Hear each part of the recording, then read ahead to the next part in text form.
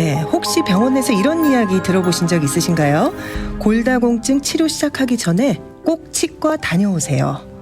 네, 이 말을 들으면 뼈 치료인데 왜 치과를 가지? 또 이런 의문이 드실 수 있을 것 같습니다. 그런데 알고 보면요, 골다공증과 치과 치료는 생각보다 깊이 연결되어 있다고 합니다. 특히 골다공증 약이 턱뼈 회복에 영향을 줄 수 있기 때문에 치료 전에 치과 검진이 중요하다고 하는데요. 오늘은 이 부분을 정확하게 짚어주실 자세하게 설명해 주실 분을 모셨습니다. 플러튼 연치과 박형진 원장님 나오셨습니다. 원장님 안녕하세요. 네, 안녕하세요. 네, 원장님 오늘도 아주 흥미로운 주제가 되겠는데요. 먼저 치과 의사시지만 그래도 네. 골다공증에 대해서 저희가 오늘 이 이야기를 풀어가기 위해서 골다공증의 질환에 대해서 좀 이야기를 먼저 시작해 보면 좋을 것 같아요. 네, 네. 그러니까 이게 나이가 들면 생기는 건지 아니면 또 특별히 누구에게 뭐 특별하게 더 잘 생기는 질환인지도 좀 알고 싶은데요. 네, 네. 보통 골다공증 제가 이제 이런 뼈 전문가도 아니고 또 우리 진짜 전문으로 하시는 의사 네. 선생님들, 뭐 정형외과 선생님들, 이런 내과 선생님들 이런 분들이 사실 같이 하시면 저도 질문하고 싶은 게 되게 많을 정도로 네. 예, 제가 전문 분야는 아닙니다. 근데 이제 저희 쪽에서 그래도 아주 표면적으로나마 연관이 이제 골다공증 질환을 가지고 계신 분, 또 골다공증 치료를 받고 계신 분들은 치과 치료에 있어서 저희가 아주 굉장히 신중하게 접근을 할 수밖에 없는 일들이 일어나기 때문에 네. 저희도 따로 그 부분에 대해서는 좀 공부도 하고 뭐 그러는데 제가 알고 있는 지식이 정확하게 뭐 전문가 수준으로 이렇게 많은 거는 아니니까 네. 이해를 좀 부탁드리겠습니다. 네. 예. 저희가 이 골다공증이라고 하면 이제 뼈 부분이 약해진다고 이제 생각을 네. 하는데 흔히 저는 뭐 TV 선전이나 이런 데서 볼 때 뭔가 이렇게 팔이나 다리가 뭔가 이렇게 구멍이 숭숭숭숭 나는 뭐 그런 이미지를 네. 제가 본 적이 있거든요. 네네. 앞선 질문에 있어서 골다공증이 혹시 어떤 분들한테 특별히 일어날 수 있는가라고 보면 이제 통계적이고 이제 그 역학적인 조사에 의하면 이제 중년 여성분들 예, 그런 분들이 거의 80% 이상을 차지하고 있는 80%나요? 네네 네. 그런 통계 결과 보고가 있는데요. 네. 이제 이런 분들이 생기는 골다공증이 생기는 부분은 이제 정의를 하자면 말씀하신 것처럼 뼈에서 네. 이제 우리 뼈가 뼈를 구성하고 있는 것을 보면 한 55% 정도에서 65% 정도 이 정도가 이제 무기질이라고 네. 그런 미네랄이 이제 관련된 그런 성분들이 조직을 이루고 있고요. 그다음에 나머지 한 35에서 45% 정도가 이제 연조직 우리가 오르게닉 스트럭처라 그러고 많이 잘 아시는 콜라겐 네. 이제 네. 이런 단백질의 주 성분이 되는 콜라겐 파이버들 이런 것들이 그 안에 이렇게 얼그설기 이제 있다고 보시면 됩니다. 그러니까 네. 이제 예전에 우리 지풀과 흙으로 집을 지을 때 흙에다가 지풀을 많이 넣어서 서로 잘 엉키게 만들어서 좀 더 구조물이 튼튼하게 설 수 있도록 하는 것처럼 네. 뼈에도 그냥 뼈만 있으면 유리와 같은 거기 때문에 그냥 유리 부분이 네. 쉽게 파절이 일어날 수가 있잖아요. 그렇죠. 그런 것처럼 이 사이에는 유기질에 해당하는 콜라겐 파이버들이 아주 막 그냥 얼기설기 이렇게 되어 있는 게 뼈의 구조물입니다. 근데 뼈의 표면은 조금 더 그 무기질이 많은 우리가 보통 피질골이라고 하고 코리컬 본 이렇게 얘기를 하는데 좀 더 단단한 본들로 외피가 이제 이루어져 있고요. 네. 그다음에 그 안은 이 뼈는 혈관들이 되게 중요하거든요. 혈액 공급이. 뼈 세포는 이 혈액 공급하는 데서 조금만 떨어져 있어도 다 죽어버립니다. 없어져 버리거든요. 아, 뼈가 죽어요? 네, 뼈 세포가 사라져 버려요. 아, 네.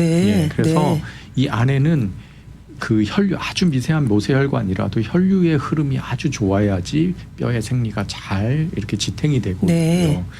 또 뼈도 이렇게 생로병사가 있어서 새로운 뼈가 생기고 또 성장하고 성숙해지고 그다음에 이제 많은 일을 하고 나서 시간이 지나면 이제 다시 이제 없어지는 방향으로 움직이게 되는 이런 사이클이 있습니다. 이게 보통 사람들은 한 넉 달 반 정도 걸린다고 그렇게 얘기를 하고 있어요. 너무 신비롭네요. 네네. 네네. 다 세포니까 네. 세포가 한 세포가 뼈 세포가 태어나서 죽기까지 그 정도의 사이클이 있다 이렇게 생각하시면 되는데 이 여성분들한테 많이 일어나는 게 이 여성 호르몬의 변화 때문에 사실은 일어난다고 알려져 있어요. 네. 그러니까 여성 호르몬이 폐경에 의해서 중단이 되면 이제 이 부분이 뼈의 생리에 많이 작용을 하고 있는데 이 칼슘이라든지 여러 가지 무기질이 이제 침착이 되는 그런 레이시라든지 네. 이렇게 새로 생겨지는 게 뼈가 없어지는 속도보다 훨씬 느리게 되면서 뼈 자체의 무기질의 함량이 이제 떨어지게 되는 거죠. 그거를 이제 골다공증 뭐 이렇게 얘기하고 네네. 골 뭐 밀도 결핍증 뭐 네. 이렇게 얘기도 하고요. 네. 그러니까 이제 그 몇 가지로 나누는데요. 어느 한 단계에 가면 오토피닉 컨디션이라 해서 좀 골다공증 가기 전 단계다라고 보고 그 수치가 조금 더 지나가서 어느 한계가 되면 네. 골다공증이라고 진단을 받게 되고 네. 이렇게 되고 있습니다. 네. 네. 그렇다면 원장님 저희 이제 치과 상담을 지금 받는 건데 사실 턱뼈하고도 연관이 되게 많을 것 같아요. 아무래도 뼈니까요, 그죠? 그렇죠. 네. 예. 이 턱뼈 이제 아마 골다공증 환자들이 내원을 하실 경우에 또 이런 치과 치료에 대해서 턱뼈에 관련돼서 또 어떻게 치료를 하시는지 좀 궁금한데요. 네네. 먼저는 청취자 사연이 하나 도착을 했는데 어머니께서 골다공증 약을 이제 시작을 하신다고 하는데 치과를 다녀오라고 하셨대요. 그렇다면 아프지도 않은데 꼭 치과를 가야 되는지 그냥 약을 먹으면 안 되는지도 이렇게 좀 네네. 물어보시네요. 그거는 이제 조금 더 원론적으로 들어가서요. 네. 치과 질환을 네. 통증으로만 생각하시면은 큰 오류를 범하시는 겁니다. 아. 치과의 질환의 80%에서 85%는 만성 질환이거든요. 즉 아무런 통증이 없이 자기도 모르는 사이에 서서히 만성은 시간을 걸려서라는 얘기예요. 네. 진행이 되고 있다라는 거예요.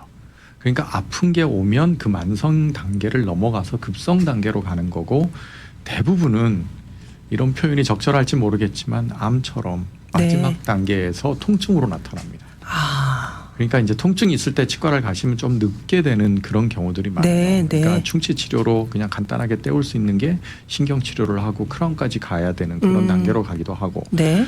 또 잇몸 치료 같은 경우에도 조금만 더 딥클리닝을 하고 잇몸 부분을 좀 더 철저하게 치료를 받았으면 이제 빼지 않고 네. 임플란트로 갈 필요도 없는데 네. 이게 안 아프면서 무너지거든요. 아. 예, 그러니까 이제 통증으로만 볼 수는 없고요. 이제 이런 내과에서 골다공증 약 처방 전에 치과에 내원을 하라는 이유는 네. 치아를 발치를 하거나 이를 뺀다는 거죠. 네. 그다음에 임플란트 수술을 하거나 아니면 잇몸 수술을 하거나 어떤 뼈가 노출되는 뼈가 치료에 노출이 되는 치료 심지어는 신경 치료까지도 이제 얘기하는 경우도 있다고 하는데요. 네. 이렇게 뼈가 연루가 되어 있는 그런 치료는 이제 그 골괴사증이라고 사실은 골다공증의 그 부작용 이렇게 쭉 나열되어 있는 것에 치과 골괴사 이런 부분이 있습니다. 실제 명명이 되어 있어요. 네. 예.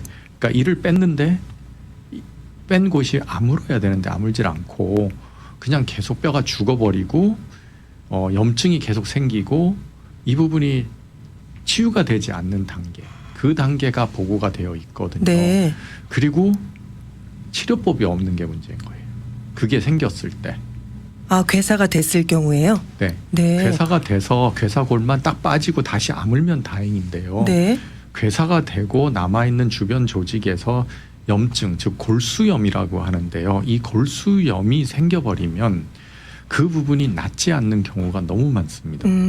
이 부분은 이제 통증도 있고요. 뭐 좀 많이 불편하거든요. 네. 범위가 작다고 하더라도 뭐 틀니를 한다든지 이런 것도 못 하고요. 뭘 하려고 치료 같은 거를 진행할 수 없는 단계로 가는 경우들이 있습니다. 네. 그래서 치과에서는 그런 경우가 생겼을 때는 아예 손을 댈 수가 없는 경우고 이게 치료가 됐고 낫지가 않는다면 내과적으로나 아니면 치과적으로나 낫지 않는다면 평생을 가지고 가야 되는 질환이 되거든요. 네. 그러니까. 원장님 말씀 들으니까 정말 정기 검진은 꼭 해야 되고 네네. 저는 오늘 지금 말씀을 나누면서 괜히 이가 아픈 것 같은 느낌도 막 드는데요. 네.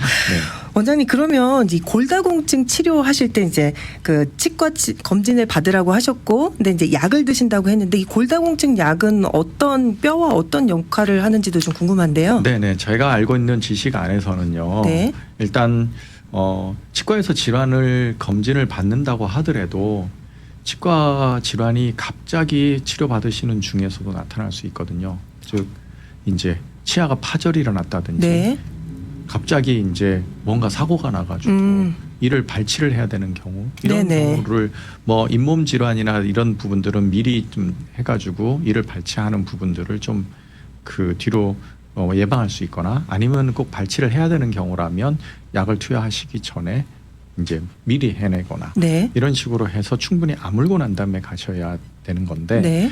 이제 이런 부분이 중간에도 나타날 수가 있음에도 불구하고 이제 내과에서는 혹시나 조만간에 발치가 돼야 되는 그런 치과 질환이 있다면 미리 좀 다 깨끗하게 정리를 하고 그다음에 시작을 했으면 하는 마음에서 보내셨을 거예요. 네네. 근데 이제 치과 의사 입장에서 그런 환자들을 보면 물론 이제 지금 현재 상태에서는 저희가 진단을 해가지고 필요한 치료를 하겠지만 네. 앞으로 일어나는 일에 대해서는 저희가 예측을 할 수가 없거든요. 근데 내과 선생님의 기대는 예측까지도 예측까지도 해달라고 생각을 하시는 것 같아요. 네. 느낌에. 네. 그거는 하나님 외에는 하실 수 있는 사람이 얼마나 있을까 모르겠습니다. 네. 그러니까 예후적으로 이건 이렇습니다라는 표현밖에 할 수 없는 이제 그런 한계가 좀 있습니다. 네. 그 턱뼈, 그러니까 이 골다공증 약이요. 그러면 이제 턱뼈, 그러니까 뼈가 이렇게 좀 뭐라 그래야 되죠? 이렇게 밀도가 낮아지는 거를 막아주는 약일까요? 아니면은 네, 이거는 이제 진단하고도, 골다공증 진단하고도 연관이 있는데요. 네. 골다공증 진단은 저 강도의 방사선을 이제 그 특정한 부위에 쐬서 네. 그 부위에서 나타내지는 이 우리가 판단하는 그 수치가 있습니다. 이게 이제 전문적인 그 수치 부분이라 이해가 쉽지는 않으실 텐데, 네. 이런 어떤 그 이제 엑스레이를 찍으면 뼈는 좀 하얗게 나오고 살은 좀 어둡게 나오고 그러잖아요. 네. 이 하얗게 나오는 부분은 골 밀도가 높으면, 밀도가 높거나 아니면 양이 많거나 어떤 그런 촘촘한 뼈들이 있으면 우리 엑스레이가 투과가 잘 안 돼요. 네. 그러니까 여기 안에 저강도라는 얘기는 투과가 많이 쉽게 된다면 그거는 골밀도가 낮다는 거가 되겠죠. 네. 근데 쉽게 안 돼서 하얀 게 많다면 골밀도가 높다고 보는 거죠. 네네. 근데 이제 이 부분의 맹점이 뭐냐면, 그러면 단위 골밀도는 사실은 똑같은 두 분이 있는데 한 분은 뼈가 좀 큰 거예요. 네. 그럴 수도 있겠네요. 네, 다른 분은 좀 아주 가는 뼈를 가지고 계세요.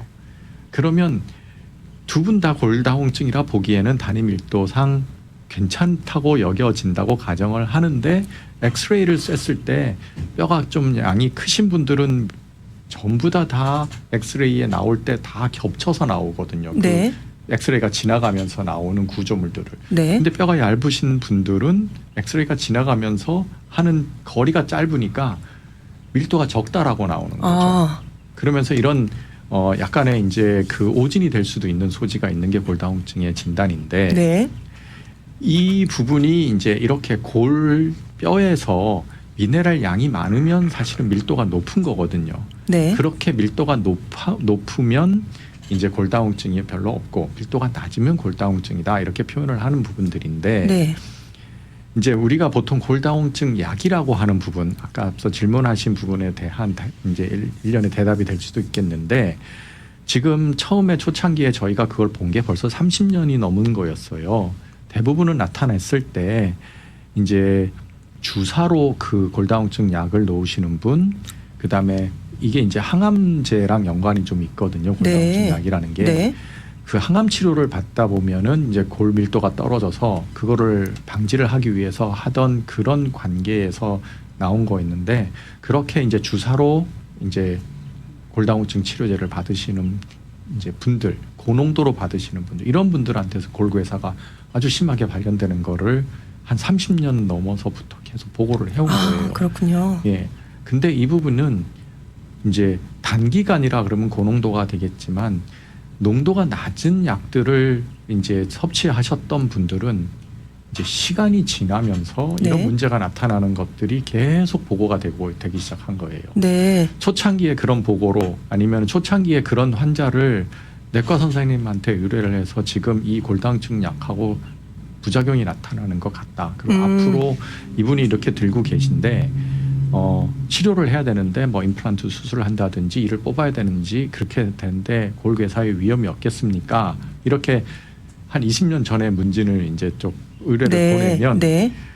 저희를 어처구니 없이 이렇게 하시는 내과 선생님들이 많으셨었어요. 아, 20년 전에. 네, 네. 네네. 그때는 화내시는 분들도 계셨어요. 이거 죄송합니다만. 네. 그 정도로 이 관계를 내과 쪽에서는 모르고 계셨던 거예요. 그러다가 이제 시간이 지나면서 이 부분이 연관성이 있다는 게 학계에 계속 보고가 되면서부터 지금은 이제 의뢰를 드리면 얼마 동안 약을 끊으세요. 뭐 어떻게 하세요.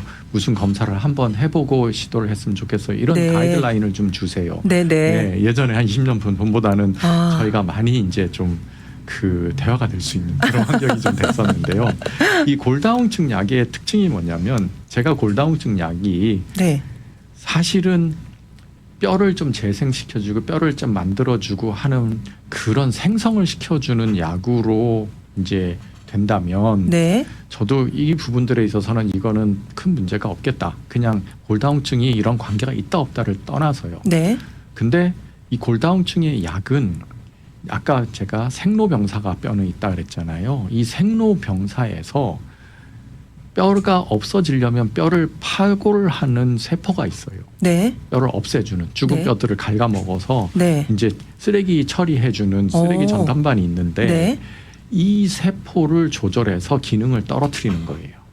아. 즉 죽은 뼈라든지 필요 없는 뼈라든지 우리가 이를 뽑거나 수술을 하면 그 수술 부위의 뼈는 다 쓰레기라고 보시면 돼요. 네. 다 없어져야 돼요. 깨끗한 뼈로 다시 치환이 되는 거거든요.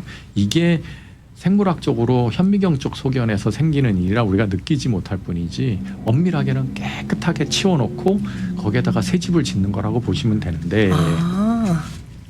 청소를 해줄 세포가 기능이 차단이 돼버리는 거예요. 네. 그러다 보니까 죽은 뼈가 가지를 못한 거죠. 그러면서 여기에 있던 뼈들이라든지 이 그 수술로 인해서 네. 이제 데미지가 생긴 뼈들이 없어지질 않고 죽어버리는 게 이제 그 골괴사가 되는 거예요. 아, 그렇구나. 네, 네. 이런 것 때문에 지금 치과 쪽하고 그 골다공증 약하고 연관이 있는 거죠. 네. 예. 원장님, 그러면 내원하시는 우리 환자분들 케이스 중에 이제 골다공증 환자로 어떤 케이스로 이렇게 치료를 하셨는지도 좀 잠깐 소개해 주실 수 있을까요? 네네. 네. 골다공증 환자분 중에 뭐 아주 많지는 않습니다. 네.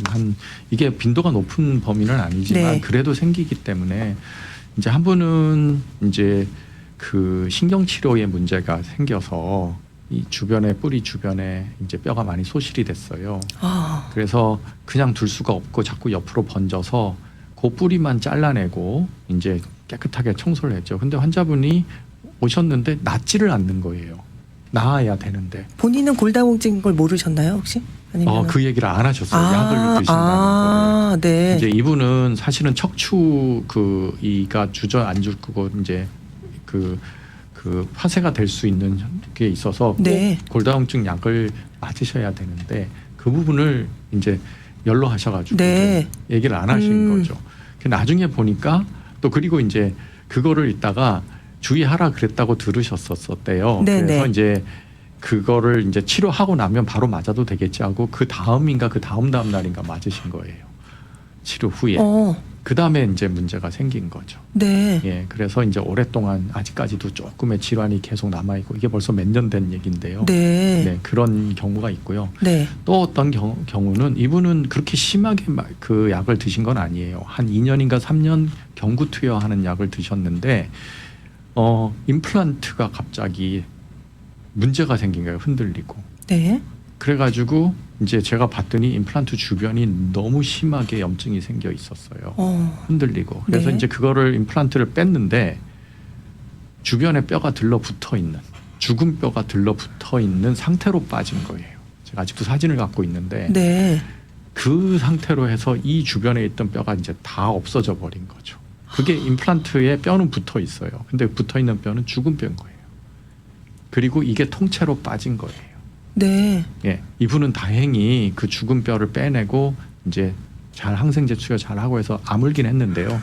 그 없어진 그 양이 크거든요. 뼈가 디펙이 생긴 게. 네. 예, 그거는 이제 평생 가지고 가셔야 되는 디펙이 된 거죠. 아, 예.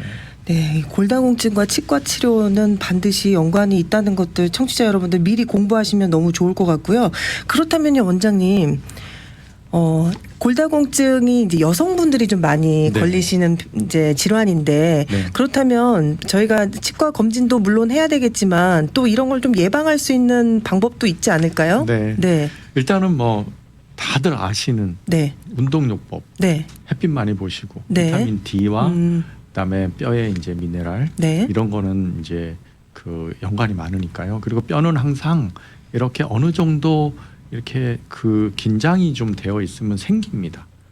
우리 치아도 치아 주변을 보면 네. 뿌리 주변으로 보면 이렇게 골이 생겨가지고 이렇게 서로 격자무늬처럼 견디려고 하는 형태로 뼈들이 많이 만들어지거든요. 네. 씹는 힘이 그쪽에 이제 뼈에 생리적으로 힘을 받는 곳에 생기는 쪽으로 가는 게 있습니다. 그러니까 어떤 그 웨이트 트레이닝 같이 근육에 힘을 좀 줘서 네. 근육이 생리적인 힘으로 뼈를 좀 당겨주는 그런 거를 은근히 주면 뼈들은 그 부분에 있어서 어느 정도 유지가 된다고 알려져 있어요. 네, 네. 그래서 이런 부분들 그다음에 칼슘 같은 미네랄 이런 것도 잘 섭취하시고 네. 비타민 C라든지 이런 콜라겐에 관련된 단백질 네. 이런 부분들 섭취 잘 하시고 네. 그다음에 여성분들 중에 이게 이제 아까 말씀드릴 때 이제 호르몬제가 좀 영향이 있다 그랬잖아요. 네. 근데 이제 여성 호르몬을 다시 그러면은 투여를 받으시는 분들도 계세요. 너무 심한 분들은. 근데 이제 이거는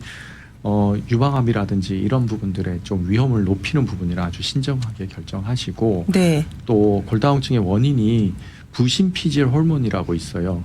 이 부갑상성. 네. 비실푸질이 아니고 부갑상성 호르몬이 뼈의 생성에 굉장히 영향을 많이 미치는 거거든요. 아. 근데 이 부분의 기능이 저하가 돼서 뼈가 골다공증이 있으신 분들이 있어요. 네. 이런 분들은 이런 부갑상성 호르몬 치료를 좀 받으시면 네. 좀 더 좀 좋은 그런 결과를 얻는 경우가 있고요. 네. 그다음에 약이 얼마나 오랫동안 투여를 했는지 또 주사라든지 이런 다른 걸로 투여를 했을 때 좀 더 위험이 올라간다고 알려져 있어요. 네. 그래서 이제 이런 부분들이 너무 오랫동안 간다면 이제 위험도는 훨씬 더 올라간다고 생각하시면 되고 내과 선생님하고 상의를 하셔서 너무 오랫동안 그 골다공증 약을 투여를 받으셨다면 다른 방법은 없는지 좀 상의를 해보시면 좋을 것 같고요. 네. 예전보다는 요즘은 좀 약이 바뀌어서 치과 치료를 받기 위해서 약을 좀 어느 정도 기간 동안 끊으시면 그런 위험도가 좀 줄어든다는 보고도 이제 나오고 있습니다. 그러니까 저희가 보통은 경구 투여하시는 분들은 한 3개월 동안 약을 끊으시라고 하고 좀 더 안전하다면 6개월 정도 네. 이렇게 하고 치료 후에도 임플란트를 치료 받으셨다면 저는 한 1년은 좀 기다렸었으면 하고 말씀을 드려요. 네. 하신 분들은 어쩔 수 없지만 네. 조금 기다리실 수 있으신 분들이라면 좀 그 정도 기다리고 네. 근데 이렇게 주의를 하더라도 이게 골다공증으로 나타나는 폐해를 100% 막을 수는 없다는 거를 이해를 하시는 게 좋을 것 같습니다. 네. 예. 자, 오늘 골다공증 환자분들이 꼭 기억해야 될 딱 핵심 포인트 한 가지만 딱 처방하신다면요, 원장님? 네. 피하실 수 있으면 피하셨으면. 네. 미리 네. 예방과 네. 좀 말씀하신 대로 운동도 좀 하시면서 네네. 햇빛도 좀 보시면서 네네. 생리적으로 우리 몸이 뼈를 좀 재생시키는 거는 뼈가 만들어지는 거고 이렇게 만들어진 뼈들로 건강하게 이렇게 유지가 되신다면 골다공증 약이 필요가 없을 텐데 네. 하는 안타까움이 저는 있습니다. 네, 원장님 오늘도 귀한 말씀 해주셔서 너무 감사하고요. 저희는 다음 주에 또 다음 시간에 더 건강 상담 이야기 함께 나누도록 하겠습니다. 감사합니다. 네, 감사합니다.